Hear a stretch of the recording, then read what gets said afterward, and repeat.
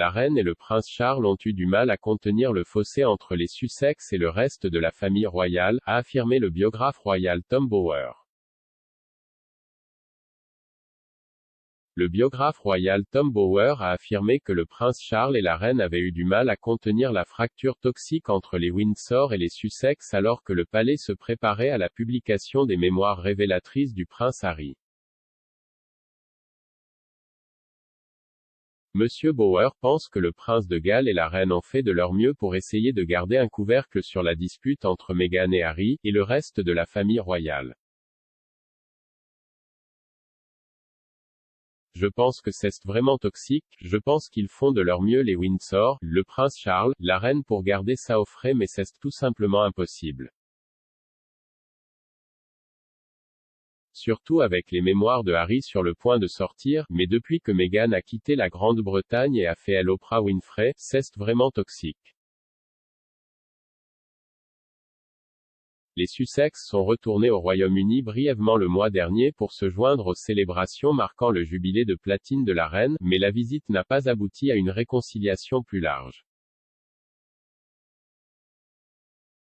L'absence du couple au concours de clôture devant le palais de Buckingham était révélatrice selon l'expert royal Victoria Arbité, qui pense qu'une occasion de combler le fossé en cours entre les Sussex et le reste de la famille royale a peut-être été manquée.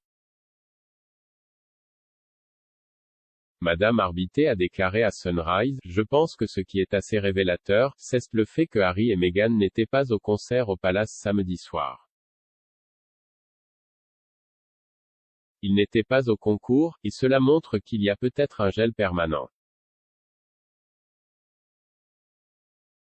Ce n'était pas le week-end où il allait y avoir beaucoup de temps pour que cette famille se réunisse et parle dans les coulisses. Cette famille a besoin de ce temps privé dans les coulisses, mais le programme était incroyablement intense. » Elle a ajouté, « Donc, je pense que certaines personnes espéraient pouvoir rester quelques jours afin d'avoir un moment de liaison privée avec une famille et peut-être l'occasion de parler de leurs difficultés. Mais Harry et Meghan se sont envolés pour la Californie avant même que le concours n'ait commencé le dimanche.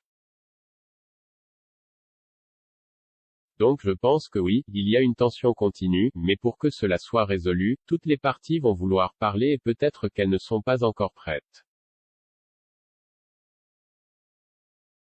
Le duc et la duchesse de Sussex sont revenus dans le giron royal pour les célébrations du jubilé de la reine, mais leur siège relégué était un signe révélateur de leur changement de statut. Loin de l'autre côté de l'allée du prince de Galles, de la duchesse de Cornouailles et du duc et de la duchesse de Cambridge, Harry et Meghan étaient assis au deuxième rang, derrière la famille Wessex et le duc et la duchesse de Gloucester. Les membres de la famille royale qui travaillaient remplissaient les chaises au premier rang, ce qui signifie qu'il n'y avait pas de place pour Harry et Meghan dans les postes de choix. Ils n'utilisent plus leur style HRH et l'événement était leur première apparition publique aux côtés des Windsor depuis qu'ils ont démissionné en tant que membres de la famille royale il y a 2 ans au milieu de la tempête Brexit.